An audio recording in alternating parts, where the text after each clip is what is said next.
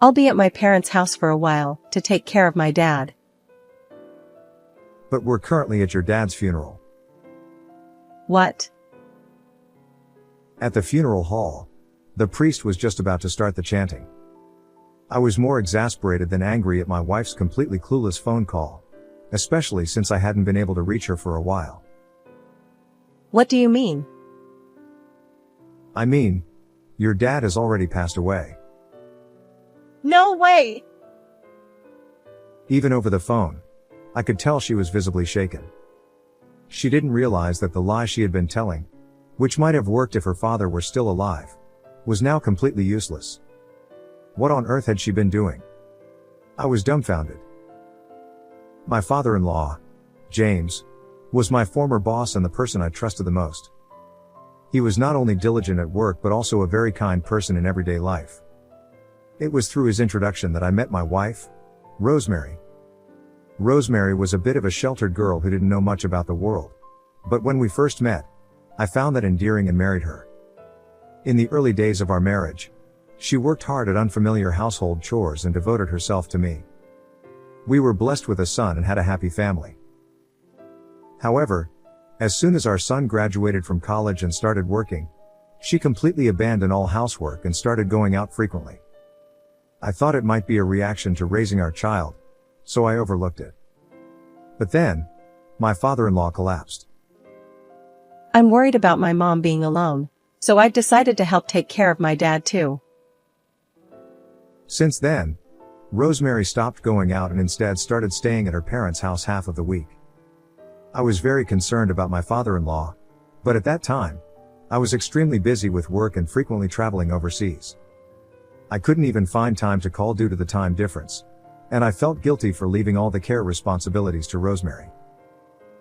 I'm really sorry I can't do anything for your dad, even though he's done so much for me. It's okay. I'm really grateful that you care so much about my dad. Are you okay with the caregiving expenses? I can help out a bit if you need more. Thank you. My mom was a bit worried about it. That would really help. This is the least I can do. Then, can you give me $10,000 for now? What? That much? You just said you'd help with the money.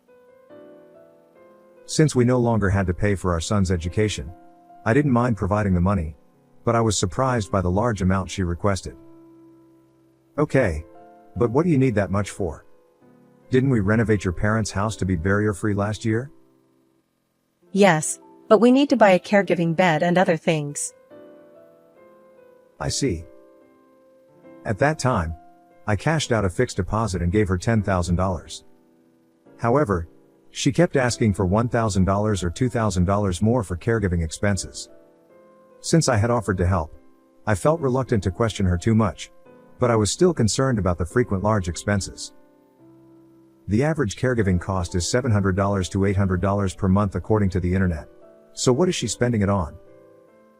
I should have contacted her parents' house to ask, but I was too busy with work.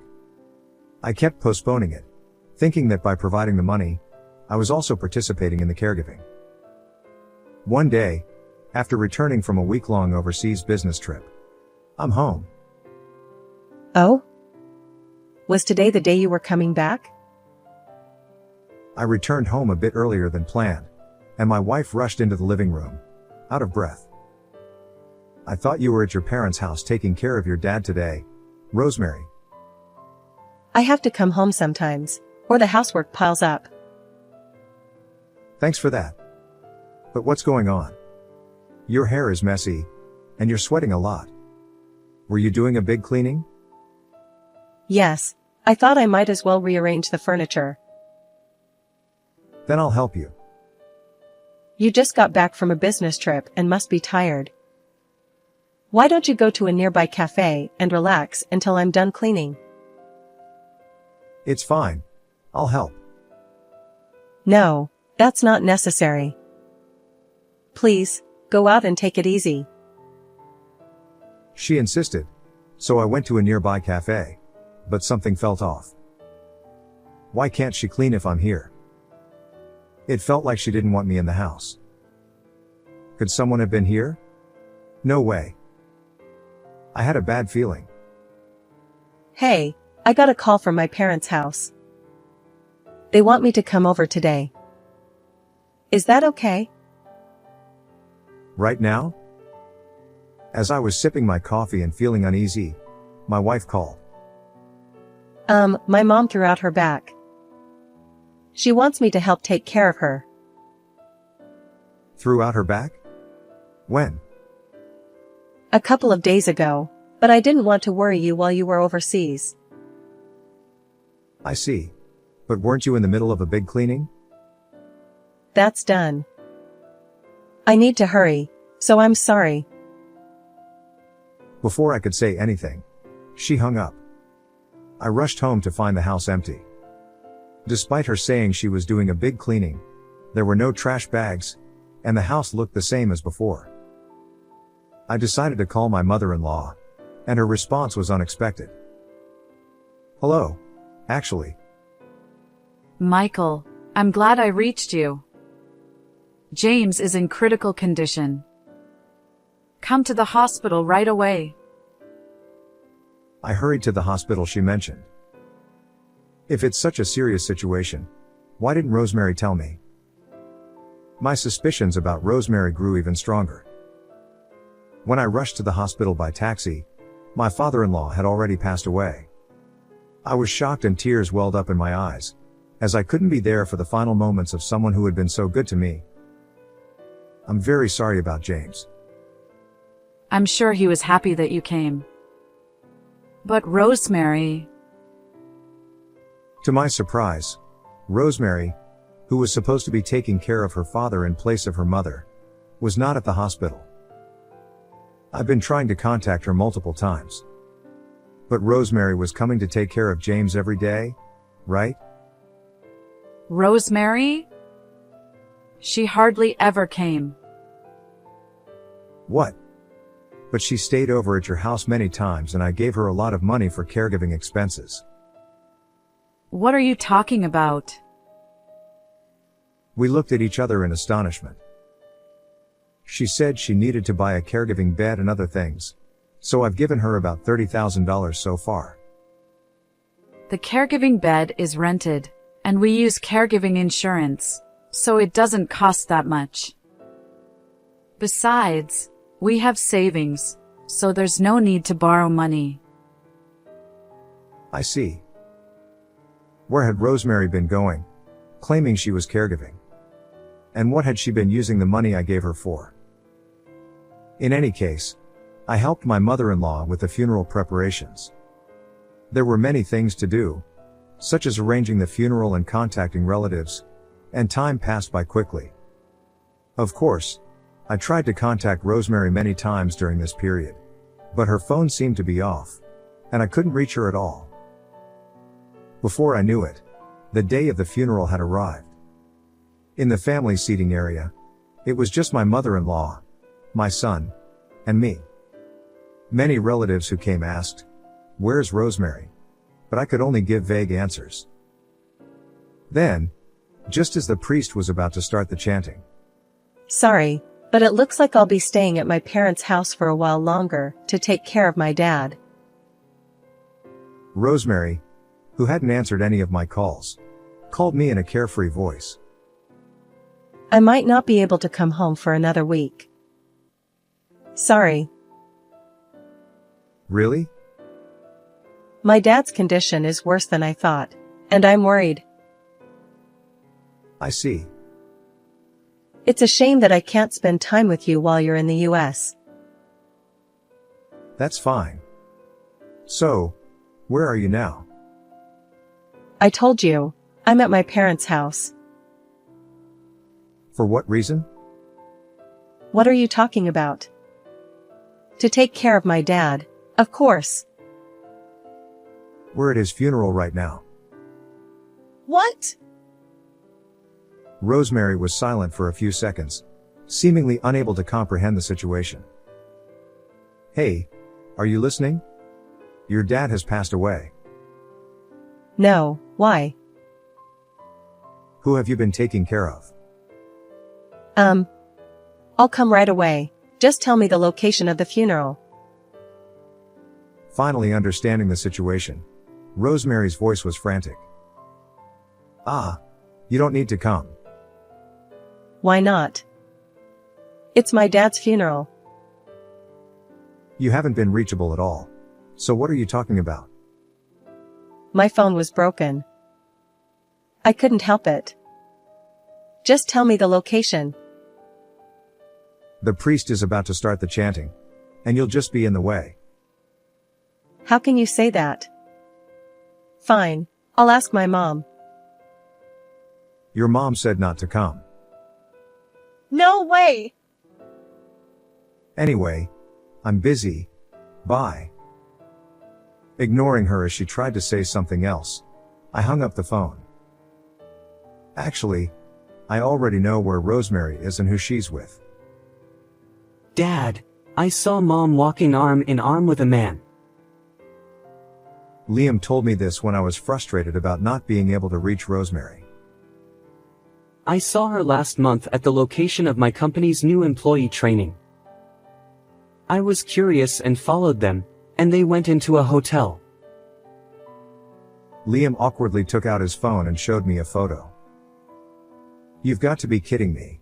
I thought she was away taking care of James. Right? I was shocked too. But I didn't want to tell you until I had more evidence. You were thinking about that? Yeah.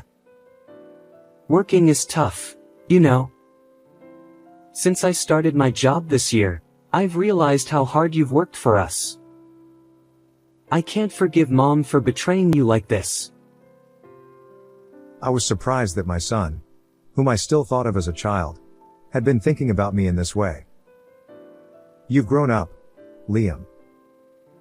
Of course. I'm an adult now. That's true. So, did you find any evidence? Yeah, absolutely. You know I bought Mom a new phone with my first paycheck, right? I remembered Rosemary being so happy about it and bragging to me. No way. Yes, way. Mom is terrible with technology, so I set everything up for her. I installed GPS to track her location and set it up so I could see her messages on my computer. You managed to do all that? I'm a programmer at my current job. This was easy. I was impressed by how reliable my son had become. When I saw the evidence he had gathered, I was stunned. Her affair partner is this guy? And they're on a trip to Hawaii right now. Can you believe it? They're supposed to come back tomorrow, so she might call during the funeral. Just as Liam predicted, Rosemary called in the middle of the funeral. The predictability of the situation made Liam and me exchange looks of exasperation, and I almost burst out laughing. But I held it in, knowing it would be inappropriate. My brother's wife, thinking I was holding back tears, gently said, "Don't lose heart," which made me feel even more guilty as I nodded silently. After the priest finished the chanting and we were about to close the coffin lid. I'm sorry I'm late. Dad. Suddenly, Rosemary burst into the funeral hall with tears streaming down her face. She immediately clung to her father and began to cry loudly. The relatives who didn't know the situation felt sympathy for her, but my son and I were just exasperated.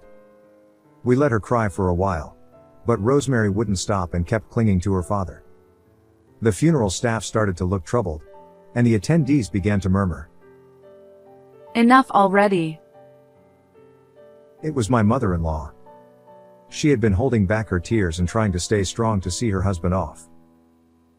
Rosemary, you have no right to cry. What? But Dad died. Of course, I'm going to cry. Then where have you been all this time without contacting us? And what's with that outfit?